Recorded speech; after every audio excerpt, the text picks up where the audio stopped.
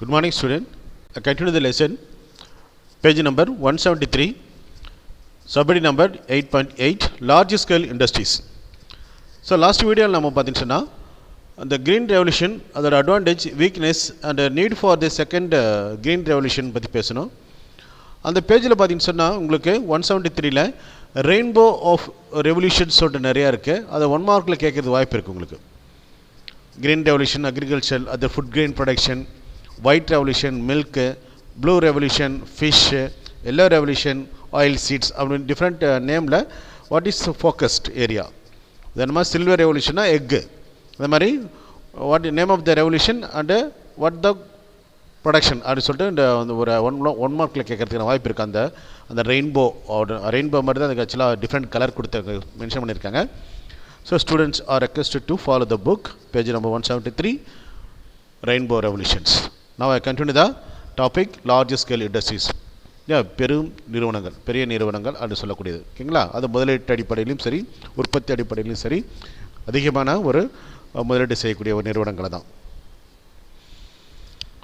The term large scale industries refers to those industries which require huge infrastructure, manpower, and have influx of capital assets. அப்போ large scale இண்டஸ்ட்ரின்னு சொன்னாலே அதுக்கான infrastructure வந்து அதிகப்படியாக தேவையாக இருக்கும், அதோட தேவைகளும் அதிகமாக இருக்குன்னு சொல்லுவாங்க. ஓகேங்களா? All the heavy industries of India like the iron and steel industry, textile industry, automobile manufacturing industry fall under the large scale industrial area. ஓகேங்களா? இப்போ லார்ஜ் ஸ்கேல் இண்டஸ்ட்ரியில் எக்ஸாம்பிள் சொல்கிறாங்க. Okay. So however, in recent year, due to the information technology, IT boom and the huge amount of revenue generated by it, the IT industry can also be included within the jurisdiction of the large scale industrial sector. அப்போ பெரு நிறுவனங்கள் சொல்லக்கூடிய large scale industrial sector கூட இந்த ID நிறுவனத்தை என்ன பண்ணிட்டாங்க, அது சேர்த்துக்கிட்டாங்க அதோடைய எல்லைக்குள்ள. இப்போ ஐடி நிறுவனத்தையும் லார்ஜ் ஸ்கேல் இண்டஸ்ட்ரியாக கன்சிடர் பண்ணுறாங்க. இப்போ ஏன்னா அப்சார்ப்ஷன் ஆஃப் லேபர் சொல்லக்கூடிய ஐடி ஸ்கேலில் பார்த்தீங்கன்னு சொன்னால் இன்றைக்கி நிறைய மக்கள் அதுலேயும் டிபெண்ட், நிறைய கிராஜுவேட் என்ன பண்ணுறாங்க ஐடி ஸ்கேலில் ஒர்க் பண்ணிகிட்டு இருக்காங்க இன்றைக்கி இல்லையா. அதுலேருந்து கிடைக்கிற டர்ன் ஓவர் ஜிடிபியில் மிக முக்கியமான ஒரு பங்களிப்பு இருக்கிறதுனால என்ன பண்ணுறாங்க சொன்னால் ஐடியும் தட் இன்ஃபர்மேஷன் டெக்னாலஜிஸ் பார்த்தீங்கன்னு சொன்னால் அதுங்களும் லார்ஜ் ஸ்கேல் இண்டஸ்ட்ரியில் நம்ம இன்றைக்கி சேர்த்து பேசுகிறாங்க. Indian economy is heavily depend on the that is large industries for its economic growth.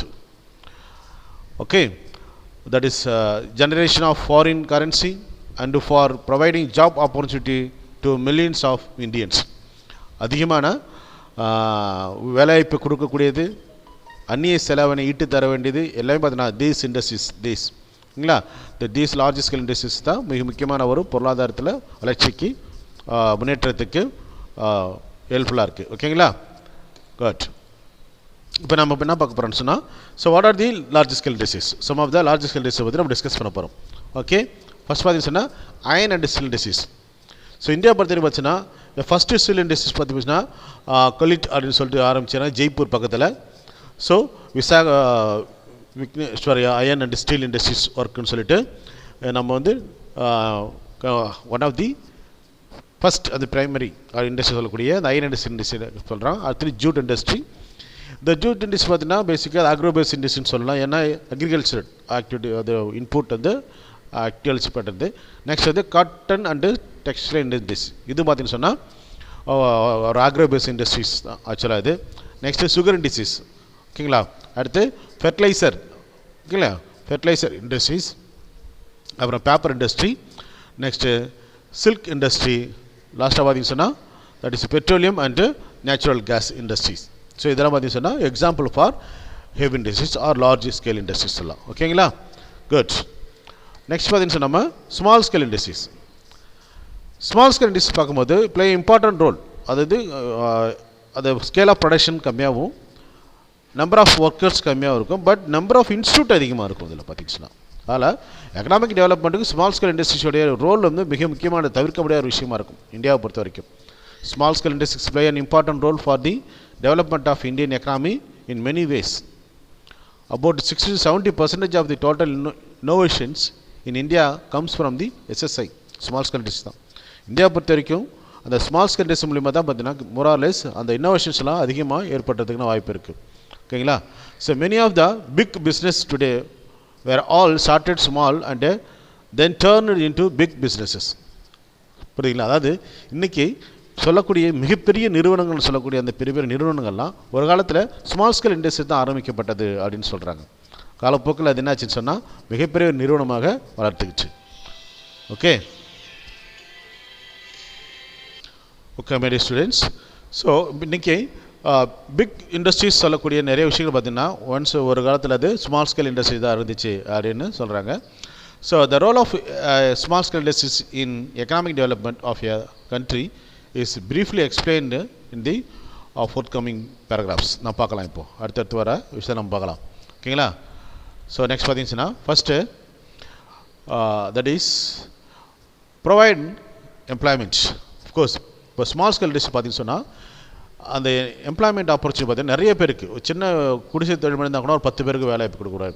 அப்போ நிறைய ஸ்கில்டு லேபர்லாம் அதுக்கு தேவையில்லை இல்லையா? செமி ஸ்கில்டு பீப்புளை கூட இருக்கலாம்.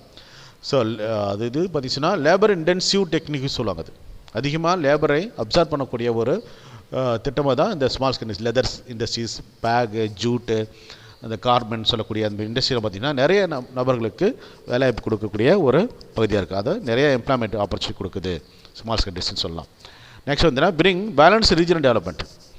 அப்போது இந்த ரீஜன் இருக்கிற இம்பேலன்ஸ் இருக்கு இல்லையா, அது it help to reduce the problem of congestion, that is a slum, அப்புறம் by sanitations, the pollution in cities. ஏன்னா மக்கள் வந்து வேலைவாய்ப்பு தேடி கிராமத்தில் நகரத்துக்கு வர்றது, அது மூலிமா நகரத்தில் வந்து குடிசை அந்த ஸ்லம் ஏரியா கிரியேட் ஆகிறது, அது மூலிமா வந்து பொல்யூஷன் ப்ராப்ளம் வர்றது. ஸோ இதெல்லாம் பார்த்திங்கன்னா இந்த வடநாட்டு மக்கள்லாம் பார்த்திங்கன்னா நிறையா வந்து பாண்டிச்சேரி தமிழ்நாட்டில் வந்து ஆக்குபை பண்ணிட்டாங்க. இப்போ நிறையா காரணம் பார்த்திங்கன்னா அங்கே போதுமான எம்ப்ளாய்மெண்ட் ஆப்பர்ச்சுனிட்டி கிடைக்கலங்க. ஸோ பட் இந்த development of small scale industries என்னதுன்னா, so that you remove the regional disparities by industrialization in the rural and backward areas. கிராமப்புறங்களையும் பின்தங்கிய பகுதிகளிலும் இண்டஸ்ட்ரியல் அதிகமாக வரும்போது அந்த ரீஜனல் இம்பேலன்ஸ் வந்து தவிர்க்கப்படும். Help in mobilising local resources. Of course இதை பார்த்து சொன்னால் இந்த ஸ்மால் ஸ்கேல் இண்டஸ்ட்ரீஸு அதில் ரா மெட்டீரியல் பார்த்திங்கன்னு சொன்னால் வச்சிங்களேன் அதிகமாக அந்த லோக்கல்லேருந்து கிடைக்கிற ஒரு விஷயமாக தான் இருக்கும். So of entrepreneur which might otherwise remain ideal unutilized, அது பயன்படுத்தாத போகிற பொருட்களை வந்து மேபி அன்யூட்டிலைஸ் இருக்கும். The pay the way for promoting industrial families, that is silks and handicraft. இதெல்லாம் பார்த்தீங்கன்னு சொன்னால் லோக்கலி அவைலபிள் ரா மெட்டீரியல் வச்சுட்டு பயன்படுத்தக்கூடிய விஷயம் இருக்கும். அதனால் அந்த லோக்கல் ரிசோர்ஸை எஃபெக்டிவாக பயன்படுத்துகின்ற ஒரு விஷயமாக நம்ம பார்க்கலாம். Pay opportunity, so optimisation of capital, அதாவது மூலதனத்தை முழுமையாக பயன்படுத்தக்கூடியது. Required less capital per unit of outputs. இந்த எஸ்எஸ்ஐக்கு வந்து பார்த்திங்கன்னா அதிகமான ஒரு இன்வெஸ்ட்மெண்ட்டு தேவையில்லை, கேபிட்டல் வந்து கொஞ்சம் இருந்தாலும் கொஞ்சம் போதும். ஓகேங்களா? ஸோ இது வந்து பார்த்திங்கன்னா அதிகமான வேலைவாய்ப்பை தருவதற்கு குறைந்த முதலீடு ஒரு காரணமாக இருக்கலாம். அப்போது கேபிட்டல் ப்ராப்ளம் இதுக்கு கிடையாதுங்க. Next promote export. இன்றைக்கி நிறைய இந்த ஸ்மால் ஸ்கேல் இண்டஸ்ட்ரீஸ் வந்து எக்ஸ்போர்ட் ஓரியன்ட் தான், ஏற்றுமதி செய்கின்ற ஒரு எண்ணத்தோடு தான் என்ன பண்ணுறாங்க, அவங்க உற்பத்தி பண்ணிகிட்ருக்காங்க. அதை எக்ஸ்போர்ட் பண்ணும்போது நமக்கு ஃபாரின் எக்ஸ்சேஞ்ச் வரதுக்கான வாய்ப்பு இருக்குது. இல்லைங்களா? That is complement to large scale industries.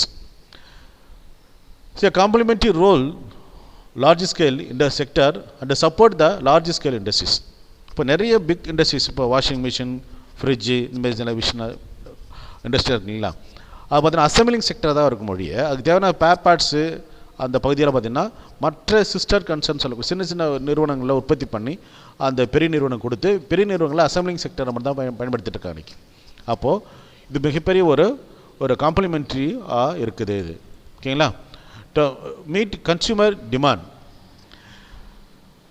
Small scale industries produce wide range of product required by the consumer in India. India போன்ற வளர்ந்த நாடு, மக்கள் தொகை அதிகமான நாடுகளுக்கு அதிகமான பொருட்கள் தேவைப்படும். அப்போ அந்த அதிகமான பொருட்களை உற்பத்தி செய்து சந்தைக்கு கொண்டு வருகின்ற அற்புதமான வேலையை வந்து இந்த ஸ்மால் ஸ்கேல் இண்டஸ்ட்ரீஸ் பண்ணிட்டு இருக்காங்க. ஸோ டெவலப் ஆண்டர்பிரினர்ஷிப், தொழில் முனைவோர். புரியுங்களா? இது ரொம்ப முக்கியமான விஷயம். இது solve the unemployment problem. Unemployment ப்ராப்ளத்தை சால்வ் பண்ணுறது இந்த தொழில் என்டர்பிரினர்ஷிப் அப்படின்னு சொல்கிற விஷயம் வந்து முக்கியமானது. ஒவ்வொரு அரசாங்கமும் ஸ்டேட் என்ன பண்ணுறாங்கன்னு சொன்னால் இந்த என்டர்பிரினர்ஷிப் ட்ரைனிங் கொடுத்து வாலண்டியர் அது ட்ரைனிங் கொடுத்து என்ன பண்ணுறாங்க, அவங்களது தொழில் முனைவராக மாற்றுறாங்க. சுய தொழில் செய்யக்கூடிய இளைஞர்களை மாற்றி விட்றாங்க. அது மூலமா வேலைவாய்ப்பு கிடைக்குது, உற்பத்தி பெருகுது, இன்கம் லெவல் அதிகமாகுது. So living standard of peoples rural area backward ரீஜன்லலாம் டெவலப் ஆகுது. ஸோ இதெல்லாம் பார்த்தீங்கன்னா the role of SSI in that is small scale industry in economic development சொல்லலாம். ஓகேங்களா? Good. Next micro and small அது micro small and medium enterprises. இதுவும் ரொம்ப முக்கியமானது. ஸ்மால் ஸ்கேல் இண்டஸ்ட்ரியிலேருந்து கொஞ்சம் அந்த requirement for financial assistance capital ரெக்குயர்மெண்ட்டுக்கு வந்து ரொம்ப கம்மியாக தேவைப்படலாம். அதுக்கு as and now the following monetary limits have been used for defining different kinds of industrial service. அப்போது எப்படி ஒரு இண்டஸ்ட்ரியை micro industries, small scale industries and medium enterprises சொல்கிறேன்னு சொன்னால் அந்த நிறுவனங்கள் பயன்படுத்துகின்ற ஃபினான்ஷியல் பொறுத்து இருக்குது, முதலீட்டை பொறுத்து தான் இருக்குது. இல்லைங்களா? சார் பார்க்கும்போது ஃபஸ்ட்டு இதை மேனுஃபேக்சரிங் என்டர்பிரைசஸ், சர்வீஸ் என்டர்பிரைசஸ் அப்படின்னு சொல்லிட்டு என்ன பண்ணுறோம், ரெண்டாக பிரிக்கிறோம் நம்ம ஸ்மால் ஸ்கேலில். மைக்ரோ மேனுஃபேக்சரிங் என்டர்பிரைசஸ் பார்க்கும்போது இதோடைய இன்வெஸ்ட்மெண்ட் கெப்பாசிட்டி பார்த்தீங்கன்னா 25 lakhs, நாட் எக்ஸீடிங் 25 lakhs சொல்லலாம். ஸ்மால் மேனுஃபேக்சரிங் பார்க்கும்போது up to 5 crores and not exceeding 5 crores investment capacity. So more than 5 crores but not exceed 10 crores under the medium or manufacturing enterprise சொல்கிறது. ஓகேங்களா?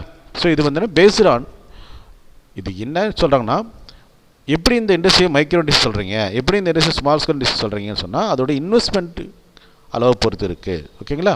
இது வந்து manufacturing enterprises. இப்போ service என்டர்பிரைசஸில் like that அது மாதிரி micro இருக்குது, small enterprises இருக்குது, next வந்து மீடியம் என்டர்பிரைசஸ் இருக்குது. ஓகேங்களா? இது கொஞ்சம் வேரியேஷன் ஆகும். ஓகேங்களா? குட். ஸோ இது பார்த்தீங்கன்னா classification of micro, small and medium enterprises. Next public sector and private sector. Banks அப்படின்னு சொல்லும்போது ஃபினான்ஷியல் அசிஸ்டன்ஸ் பண்ணக்கூடிய ஒரு மிகப்பெரிய ஒரு இன்ஃப்ராஸ்ட்ரக்சர். பேங்க்கில் பப்ளிக் செக்டர் வைஸ் பேங்க் இருக்குது, ப்ரைவேட் பேங்க் இருக்குது.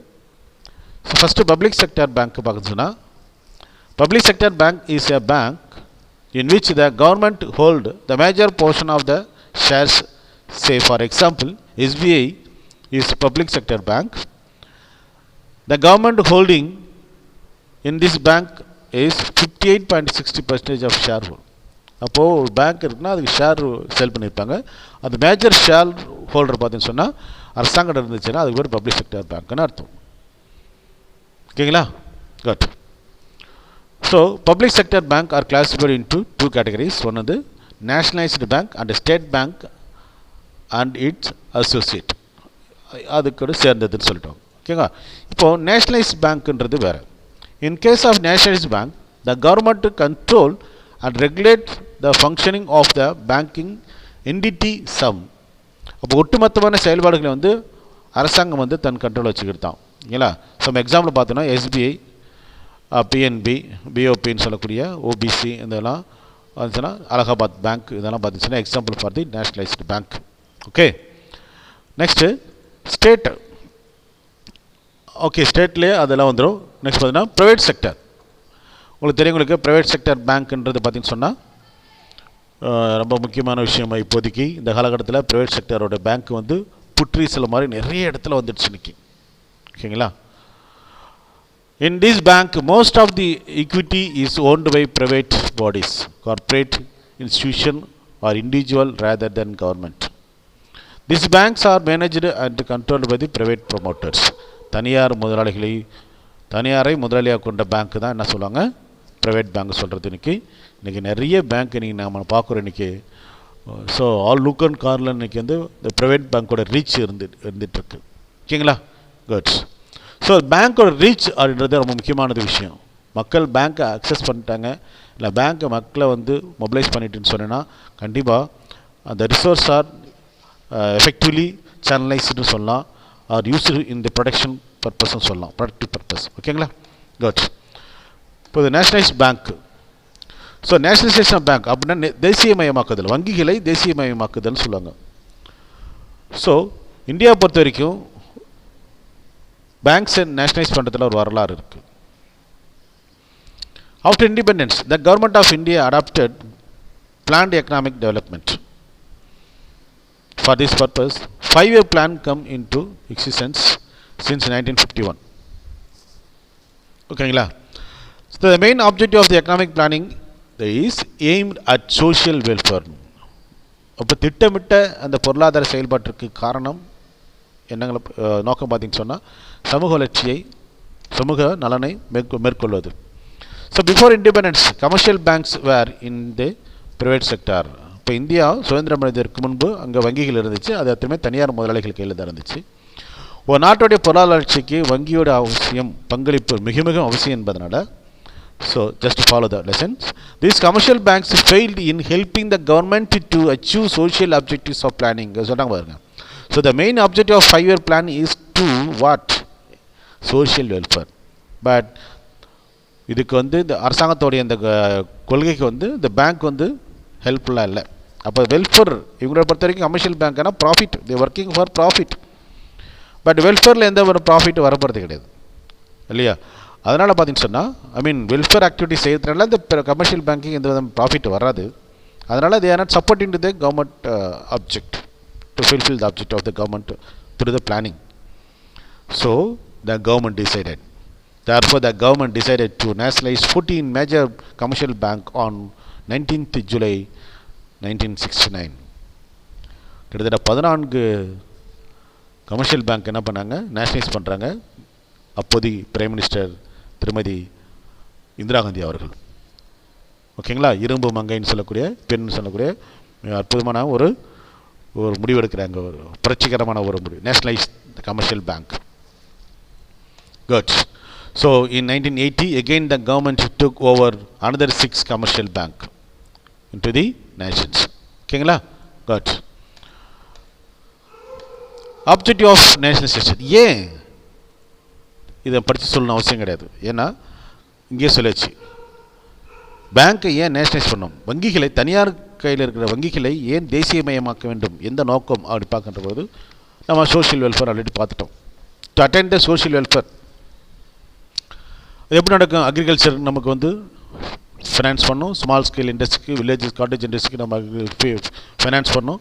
அப்போ கவர்மெண்ட் நேரடி வந்து ஹெல்ப் பண்ண முடியாது. அப்போ பேங்க் மூலிமா தான் அதை சேனலைஸ் பண்ண முடியும். And also these banks help to curb private monopolies. அப்போ தனியார் முதலாளிகளுடைய தாக்கம் சமுதாயத்தின் மீது இருப்பதை குறைப்பதற்காக இந்த வங்கிகளை வந்து நாட்டுடைமையாக்குறாங்க. And also to encourage the banking habit among the rural populations.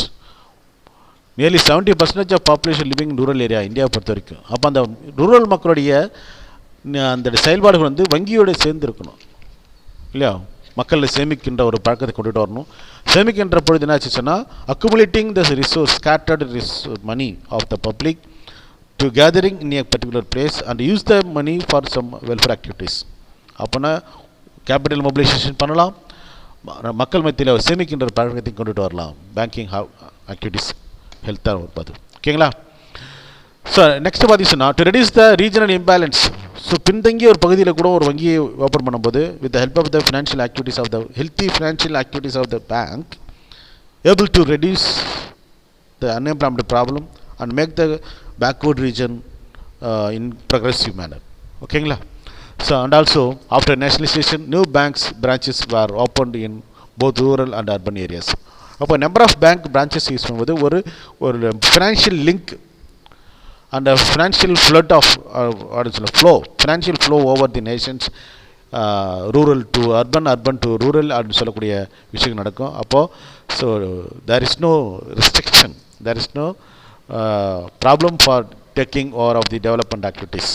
So அதனால் நேஷனலைஸ் பேங்க்ன்றது மிக முக்கியமான ஒரு விஷயமாக நம்ம பார்க்குறோம்.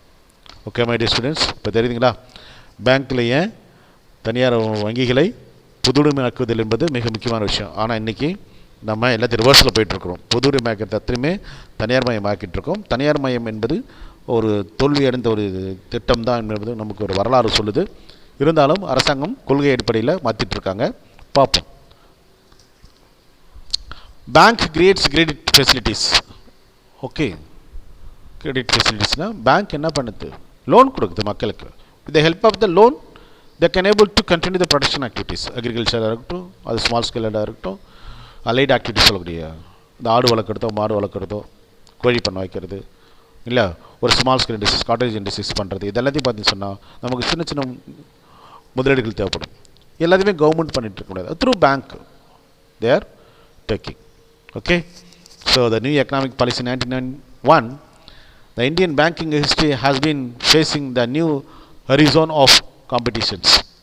அஃப்கோர்ஸ் இந்தியாவில் ஒரு குறிப்பிட்ட பேங்க்கு தான் மொனோப்ளியாக இருந்தாங்க.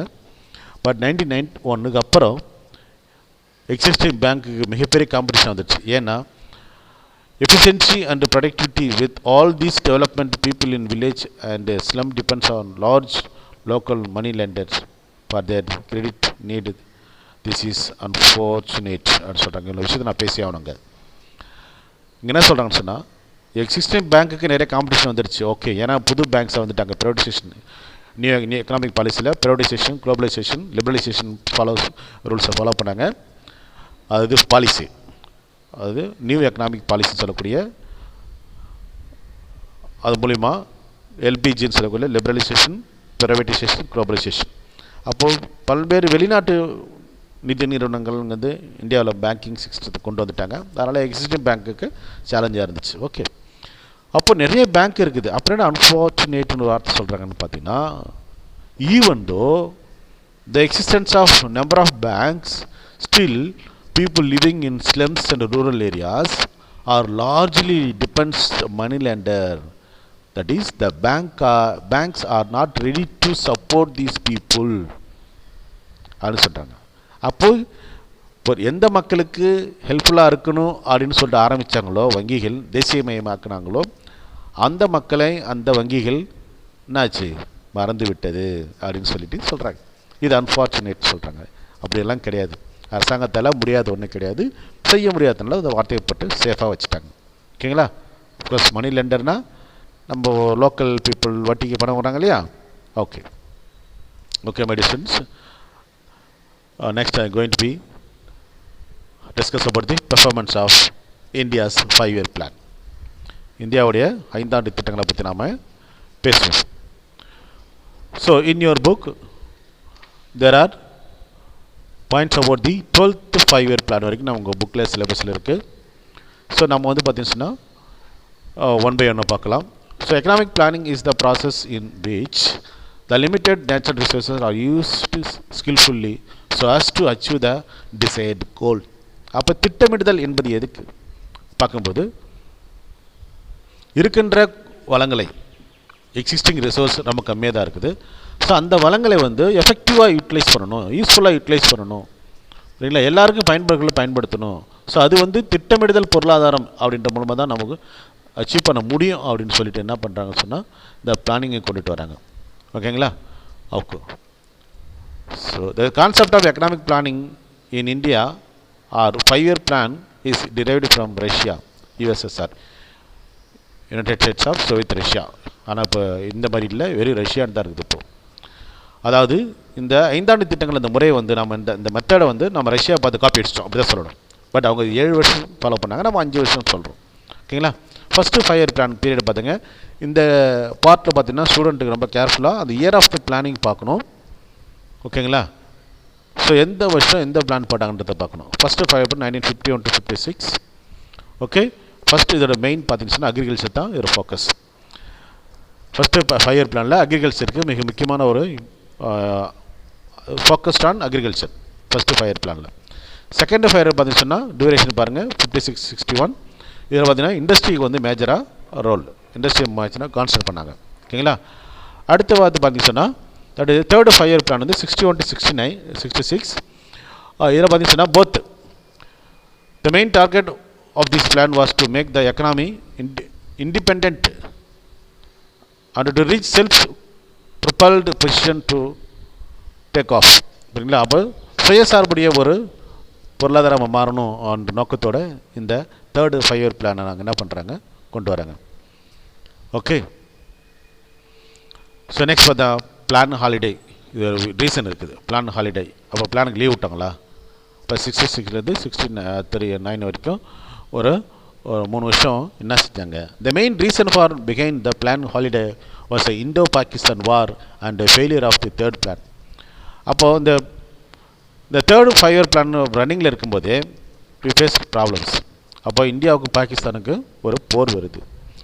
ஸோ மக்கள் என்ன பண்ண, எப்பவுமே ஒரு நாடு வார் வந்துட்டதுக்கப்புறம் டெவலப்மெண்ட் ஆக்டிவிட்டிஸ் விட்டு வின்னிங் த வார் தான் கன்சிடர் பண்ணுவாங்க. அதில் object of the third 5 year plan not able to completed. அப்போ அதுக்குன்னு கான்சன்ட்ரேட் பண்ண முடியல. அப்போ பிளான் ஹாலிடேஸ் போட்டுட்டேன்.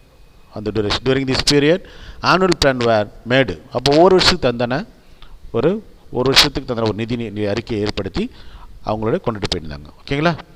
So that is annual plan were made and equal priority was given to agriculture and its allied sectors and the industry sectors. Okay nga? Good. Like the fourth 5 year plan 69 to 74. So next there was 2 main objectives idhula irukku, that is growth with stability and progressive achievement of self reliance. வளர்ச்சி அடையணும், நிலையான வளர்ச்சி இருக்கணும், அதே நேரத்தில் வந்து சுயசார்புடைய நாடாக மாறணும், டிபெண்டன்ஸ் இருக்கக்கூடாது அப்படின்னு சொல்லிட்டு அந்த நோக்கத்தில் இருக்காங்க. நெக்ஸ்ட் 5th 5 இயர் பிளான் பார்க்கும்போது duration that is 74 79. This plan top priority was given to agriculture, next come industry and mines. ஓகேங்களா? அக்ரிகல்ச்சருக்கு நெக்ஸ்ட் வந்து என்ன சொல்கிறாங்கன்னா இண்டஸ்ட்ரி ஃபஸ்ட்டு, அப்புறம் மைனிங்க்கு இதுக்கு முக்கியத்துவம் கொடுக்குறாங்க. Okay, good. Okay my dear students, இப்போ வந்து ஒவ்வொரு 5 இயர் பிளான் வந்து உங்கள் புக்கில் ஷார்ட்டாக தான் கொடுத்துருக்காங்க. நம்ம வந்து எந்த இயரு அந்த ஆப்ஜெக்டிவ் அப்படி விஷயத்தை நம்ம வந்து படிச்சுக்கணும். ஓகே, ஓகேவா? Okay my dear student, next பார்த்தீங்கன்னா rolling plan. So this plan was started with the annual plan for 78 to 79 as a continuation of the terminated 5th 5 year plan. அப்போது ஏற்கனவே இருந்த 5th 5 year பிளானோட ஆப்ஜெக்ட் என்னவோ அதை அப்படியே follow பண்ணுறதா rolling plan. Existing ஏற்கனவே இருந்தால் அப்படியே திரும்ப ஃபாலோ பண்ணுறாங்க, இதுதான் ரோலிங் பிளான் சொல்கிறது. ஓகேங்களா? நெக்ஸ்ட்டு 6th 5 year பிளான் 80லேருந்து 85 இருக்கும். So this basic object of this plan was poverty eradication and technological self reliance. ஏழ்மை துடைப்பு, டெக்னாலஜிக்கலி செல்ஃபாக நம்ம இருக்கணுன்றது தான். ஓகேங்களா? 7th 5 year plan 85 to 90. The object of this plan included the establishment of the self-sufficient economy and opportunities for productive employment. ஓகேங்களா? அப்போது சுயசார்புடைய நாடு, அதே நேரத்தில் நிறைய வாய்ப்புகள், ப்ரொடக்டிவ் எம்ப்ளாய்மெண்ட்டுக்கான வாய்ப்புகளை பெருக்கணும் அடைய செய்யணும் அப்படின்னு சொல்கிறது. ஓகேங்களா? நெக்ஸ்ட் பார்த்தீங்கன்னா ஆனுவல் பிளான். ஸோ ஒரு வருஷத்துக்கு ஒரு பிளான் சொல்லக்கூடியது, இதுவும் ஒரு பொலிட்டிக்கல் சுச்சுவேஷனில் ஏற்படுத்தான். ஓகேங்களா? 8th 5 year plan could not take place due to the that is volatile சொல்லுவாங்க, அதாவது அன்ஸ்டேபிள் கவர்மெண்ட்டோடைய அந்த மத்திய அரசு எக்ஸிஸ்டிங் பீரியட் வந்து 5 years கம்ப்ளீட் ஆகாமல் உடனே டிஸ்மிஸ் ஆகிட்டாங்க. இல்லைங்களா? அதனால் வந்து ஒரு சாதகமான சூழ்நிலை இல்லை, நிலையான மத்திய அரசாங்கம் இல்லாததுனால இந்த மாதிரி ஆனுவல் பிளான் போட வேண்டியதாகிடுச்சு. Situation the centre. So 2 annual programme are formed. 1991 ஒன்று, 91 to 92 ஒரு ஆனுவல் பிளான் போட வச்சாங்க. ஓகேங்களா? 8th 5 year plan 92 97. So it's plan பார்த்தீங்கன்னு சொன்னால் priority was given to the development of the human resource. So அதனால் employment, education and public health strengthen பண்ணுறதுக்காக main நோக்கமாக இருந்துச்சு. ஓகேங்களா? 9th 5 year பிளான் பார்க்கும்போது 97 to 2002 durations focused on growth in justice and equity. வளர்ச்சி இருக்கணும், வளர்ச்சியில் வந்து ஒரு நீதி, ஈக்குவாலிட்டி இருக்கணும், வாய்ப்பார்ச்சி எல்லாருக்கும் சமமாக இருக்கணும், அதே இடத்துல ஒரு நேர்மை இருக்கணும்னு சொல்கிறது, ஜஸ்டிஸ்ன்னு சொல்கிறது. Okay, participation to all the people அப்படின்னு சொல்லலாம். 10th 5 year பிளானுடைய duration 2002-7. This plan aimed at double per capita income of India in the next 10 years. அடுத்த 10 ஆண்டுகளில் இந்தியாவுடைய தனிநபர் வருமானம் என்பது இரட்டிப்படை இருக்கணும், அந்த நோக்கத்தோட 10th 5 year பிளானை ஃப்ரேம் பண்ணாங்க. நெக்ஸ்ட் பார்க்கும்போது 11th 5-year plan 2007 to 2012. ஓகேங்களா?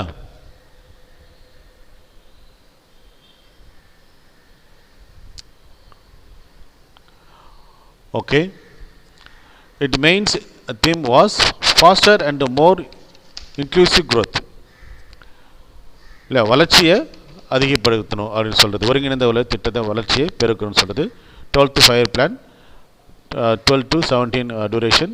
The main theme பார்த்தீங்கன்னு சொன்னால் faster, more inclusive and sustainable growth, நீடித்த நிலையான ஒரு ஒருங்கிணைந்த வளர்ச்சியை ஏற்படுத்தணுன்றது தான் இந்த 11th 5-year பிளானுடைய எய்மாக இருந்துச்சு. ஓகேங்களா? So far we discuss 12 5-year plan பார்த்தோம் நம்ம இதில் வீடியோவில். So here it can be concluded that since the Indian independence, the 5-year plans of India play a very prominent role in economic development. நம் நாட்டுடைய பொருளாதார வளர்ச்சிக்கு இந்த 5-year பிளான்ன்றது மிக முக்கியமான பங்காற்றி இருக்குது. These plans had guided the government as to how it should utilize scarce resources so that maximum benefit can be gained. இருக்கின்ற வளங்களை எவ்வாறு பயன்படுத்தி அனைத்து சார்ந்த மக்களுக்கும் போதுமான வளர்ச்சி கொடுக்கணும், நன்மையை கொடுக்கணும்னு சொல்லிட்டு ஒரு யூஸ்ஃபுல்லாக அந்த ரிசோர்ஸை பயன்படுத்தணும் அப்படின்னு சொல்லிட்டு நோக்கத்தோட என்ன பண்ணுறாங்க, இந்த 5 திட்டங்களை பயன்படுத்திட்டு இருக்காங்க. ஓகேங்களா? நெக்ஸ்ட் பார்த்தீங்கன்னா NITI புதுசாக கொண்டு வந்திருக்க national institution for transforming India அப்படின்ற ஒரு திட்டம் புதுசாக வந்திருக்காங்க. ஸோ இது வந்து replacement of planning commissions. So India திட்டக்குழு அப்படின்னு ஒரு விஷயம் நம்ம ஃபாலோ பண்ணியிருந்தாங்க 1950 ஆரம்பித்து. பட் அதை என்ன பண்ணுறாங்க, அந்த திட்டக்குழுவோட பேரை மாற்றிட்டு என்ன பண்ணுறாங்க, அதை கலைச்சிட்டு நேஷ்னல் இன்ஸ்டியூட் ஆஃப் டிரான்ஸ்ஃபார்மிங் இந்தியான்னு சொல்லிட்டு ஒரு புதுசாக அந்த எக்ஸிஸ்டிங் கவர்மெண்ட் 2015 ஜனவரி 1 ஆரம்பிச்சிருக்காங்க. ஸோ இதோடைய விஷயம் பார்த்தோன்னா okay, that is a coordinate and ensure implementation of the accepted sustainable development goal, இதோட கோல் ஆக்சுவலாக இல்லை. So this is the serve as a knowledge hub அப்படின்னு சொல்லக்கூடிய அனைத்து விஷயம் உள்ளடக்கிய ஒரு விஷயமாக. And also monitor progress in the implementation of policies and programme of the government of India. இந்திய அரசாங்கத்தால் கொண்டு வரப்படுகின்ற திட்டங்கள் செயற்பாடுகள் அத்தனையும் மானிட்டர் பண்ணுறது, சரிங்களா? மானிட்டர் பண்ணிவிட்டு அதோடைய விஷயத்தை வந்து ஆக்சுவலாக வந்து கைட் பண்ணுறதுன்னு சொல்கிறது தான் வந்து அவங்களுடைய நோக்கமாக இருக்கும். இதோடைய மிக முக்கியமானது. ஓகேங்களா? குட். அடுத்த நம்ம டாபிக் பார்க்க போகிறது டெவலப்மெண்ட் இண்டிகேட்டர்ஸ்.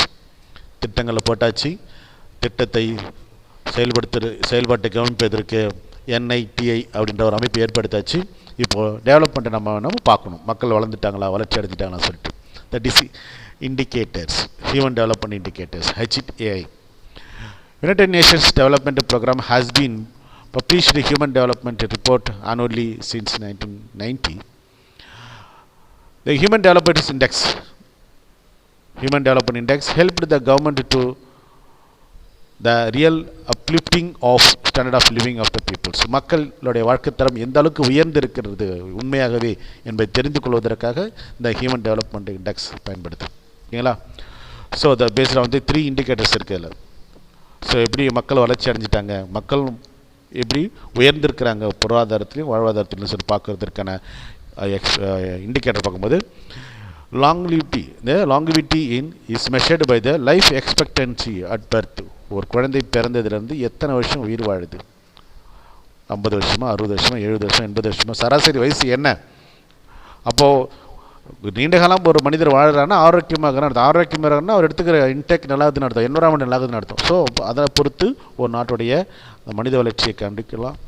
அடுத்து எஜுகேஷன் அட்டைன்மெண்ட், ஏன்னா அனைத்து மக்களுக்கும் கல்வி போய் சேருதா, எஜுகேஷன் இல்லிட்ரேசி லெவல் எப்படி இருக்குது, குறைஞ்சிடுச்சு, லிட்ரேசி லெவல் அதிகமாக இருக்கா, அதை ஒரு மெஷர்மெண்ட் கோல் எடுத்துக்கிறாங்க. வாழ்க்கை தர living standard of living measured by the GDP per capita இல்லையா. பர்ச்சேசிங் பவர் ப்ரியாரிட்டின்னு சொல்லுவாங்க. பர்ச்சேசிங் பவர் ப்ரியாரிட்டின் மூலிமா என்ன பண்ணுறாங்கன்னு சொன்னால் நம்ம மக்களுடைய வாங்கும் சக்தி அடிப்படையாக வைத்து மக்கள் எந்த அளவுக்கு உயர்ந்திருக்கிறாங்க பொருளாதாரத்தில் சொல்லிட்டு இந்த 3 அளவுகளை பயன்படுத்தி மக்களுடைய முன்னேற்றத்தை கணக்கிடுறாங்க. ஓகேங்களா? Okay, my dear students, so this is a chart which is helping us to measure the human development. Okay, so dimension indicators, dimension index சொல்லுவாங்க. So this is available in your book.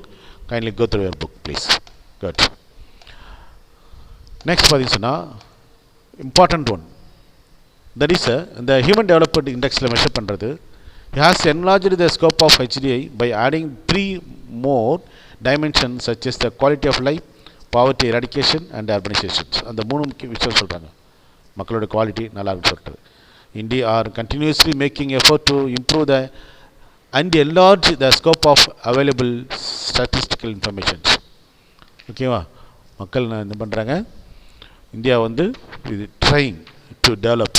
Okay, next the indicator, the real indicator of the development of the peoples, physical quality of life index. So mirror developed the physical quality of life index. So this is a measure to calculate the quality of life, how well-being of the country peoples. இந்த அளவுக்கு மக்கள் நல்லா இருக்கிறாங்க. So this is the considered as a real indicator of the peoples. For this, he included 3 indicators such as life expectancy, infant mortality rate. infantனா பிறந்த குழந்தை இல்லையா, பிறக்கின்ற குழந்தைகள் அத்தனையுமே உயிரோட இருக்குதா, இல்லை எத்தனை குழந்தை 100ல் எத்தனை குழந்தை உயிரோட பிறக்குது, இல்லை பிறந்து உயிரோடு இருக்குதுன்னு சொல்கிறது தான். அண்ட் லிட்ரஸி ரேட், மக்களுடைய கல்வி அறிவு. A scale of each indicator ranges from 1 to 100. இந்த 1 to 100க்குள்ளே வேர் வி பிலாங்கிங் அதை பொறுத்து நமக்கு அந்த மெஷர் பண்ணலாம். The main difference between the two is the inclusion of income in HDI and exclusion of income from PQLI. ஓகேங்களா, அப்போது பணம் மட்டுமே இல்லாமல் ஆரோக்கியமும் சேர்ந்து இருக்குது இல்லை. So Human Development Index represents both the physical and the financial attribute of development, and so this has only the physical attribute of life. The PQLI வந்து மக்கள் ஹெல்த்தியை how far they are healthy அப்படின்னு சொல்கிறது தான் இது. Human development இண்டெக்ஸில் அது வேணும் பணத்தை மட்டுமே சொல்லலாம், ஆனால் இது வெறும் உங்களுடைய அந்த ஹெல்த்தியாக இருக்கலாம் ஃபிசிக்கல் இண்டெக்ஸை காட்டுறதா சொல்கிறேன். Okay okay my dear students, I hope to understand well. I reached the conclusion part of this lesson. To conclude, the British were moved from focused on money from India than good governance. கரெக்டாக சொல்லிட்டாங்க ஒரே லைனில். அதாவது India பிரிட்டிஷ்காரங்க இருந்தாங்க, ஆரம்பத்தில் அவங்க இந்தியாவிலேருந்து maximum சுரண்டிட்டு போகணும்னு நினச்சாங்க தான் காலப்போக்கில். ஆனால் ஒரு நல்ல ஒரு அரசாங்கத்தை கொடுக்கணும் இந்தியாவில்னு சொன்னேன். ஏன்னா இந்தியாவில் மண்டி கிடந்த மூட நம்பிக்கைகள், அறியாமைகள், பின்தங்கிய நிலை, பெண்ணடிமை, நிறைய விஷயங்கள் சொல்லலாம். ட்ராபேக் இந்தியா வளர்ச்சிக்கு முட்டுக்கடையாக இருந்துச்சு. அது எல்லாத்தையுமே அவங்க பிரிட்டிஷ்காரங்க களை எடுத்தாங்கன்னு தான் சொல்லலாம். அஃப்கோர்ஸ் பிரிட்டிஷ்காரங்க கொண்டு போனதை விட அவங்க உருவாக்கிட்டு போனது நமக்கு நல்லது. இன்றைக்கி நான் பேசிகிட்ருக்கேன் education to all, gift of British. ஓகேங்களா, இன்றைக்கி நிறைய பெண்கள் வந்து இன்றைக்கி வந்து படிக்கிறாங்க, குட் பொசிஷனில் they are belonging because of the effort taken by some social scientist along with effort taken by the British government. Some positive things happened during British rule. அதான் பற்றி பேசுகிறேன் நான். They eradicate system like சதி, கொடுமையான ஒரு விஷயம். வீட்டுக்காரன் இடத்துல ஒய்ஃபும் இறந்துடணும். எப்படி வீட்டுக்காரனை பேர்ன் பண்ணாலே அந்த தீயிலே விழுந்து இறந்துடணும், சதி. இன்ட்ரடியூஸ் ரயில்வே சர்வீசஸ், மூலமுடுக்கில் மக்களை வந்து பொருளாதார முன்னேற்றத்தை கொண்டு வருவதற்கு ரயில்வேஸ் முக்கியமானது. English language and education. English language அப்படின்னு சொல்லி this is a root window of வேர்ல்டுன்னு சொல்லுவாங்க. விண்டோ இல்லை லாங்குவேஜ். இங்கிலீஷ் தெரிஞ்சிச்சுன்னா உனக்கு உலகத்தில் இருக்கிற சில விஷயங்களை புரிஞ்சுக்கலாம். Education, wisdom of the knowledge, கல்வி அறிவு, அறியாமையை போக்கும். இன்ஃப்ராஸ்ட்ரக்சர், கட்டுமான, ரோடு, டிரான்ஸ்போர்ட், இல்லை பிரிட்ஜ் அப்படின்னு சில விஷயங்கள். And basic principles of capitalist economy. அது மட்டும் இல்லாமல் ஒரு சில கேபிட்டலிஸ்ட் எக்கனாமியோட கொள்கைகள், தத்துவங்களை வந்து கொடுத்துட்டு போகிறாங்க. Privatisation, importance of privatisations. Okay, after independence everything reversed, அப்படி தான் சொல்லணும். Everything reversed. என்னென்ன மாற்றங்களை கொண்டுட்டு வந்தாங்களோ திரும்ப ரிவர்ஸ் போகுது சொல்லலாமா? Okay. The government of India formulated many policies with the help of 5-year plan to achieve through growth target in various sectors. India சுதந்திரம் அடைந்ததுக்கப்புறம் 5 ஆண்டு திட்டங்கள் மூலமாக இந்தியாவுடைய பொருளாதார வளர்ச்சியை தூக்கி நிறுத்துவதற்கு பல்வேறுபட்ட முயற்சி எடுத்துகிட்டு வந்தாங்க. நம்ம அதை பார்த்தோம். ஓகேங்களா? The major challenges that still continue R 5 திட்டங்கள் போட்டு நம்ம செயல்பட்டு வந்தாலும் முன்னேற்றம் அந்த பாதை அடைவதற்கு நிறைய சவால்களை சந்திக்க வேண்டியதாக இருக்குது. பார்த்தீங்கன்னா poor health standard, declining child sex ratio. Okay, மக்களுடைய ஹெல்த் ஆரோக்கியமாக இல்லை. செக்ஸ் ரேஷியோன்னு சொல்லக்கூடிய ஆண் பெண் ரேஷியோ ரொம்ப கம்மியாக இருக்குது. பொன் குழந்தையாக இருந்தால் கருவிலே சாவடிச்சிட்றான். சோஷியோ அண்ட் எக்கனாமிக் இன்இக்வாலிட்டிஸ், சமூக பொருளாதாரம், ஜாதி மதம் அப்படின்னு சொல்லி நிறைய விஷயங்களை மக்கள் என்ன பண்ணுறாங்க, பிளவுபட்டு கிடக்கிறாங்க. இன்க்ரீசிங் ஸ்லமிங், மைக்ரேஷன் அப்படின்ற விஷயமா இன்றைக்கி குடிசை வாழ் மக்கள் அதிகமாகிட்டுருக்காங்க. அர்பன் தட் இஸ் அர்பனைசேஷன் சொல்லுவாங்க. அது அர்பனில் இருக்கின்ற ப்ராப்ளம்ஸ், அர்பனைஸ் வந்து இருக்கின்ற ப்ராப்ளங்கள், pollution, crime, social unwanted activities, because people suffered without proper economic support. And the declining qualities of basic environmental resources, namely air, land and waters. Of course, because of the population explosion, too much of people living within the square kilometer. So these are one of the challenging of the developing India. Okay, my dear students. So எப்படி இருந்துச்சு, எப்படி மாறுனுச்சு, இப்போ எப்படி இருக்குன்னு சொல்லிட்டு நம்ம லெசனை பார்த்துட்டோம். Very good. I hope you understand well. If you have any doubt further, please ask me. Have a nice day. Thank you.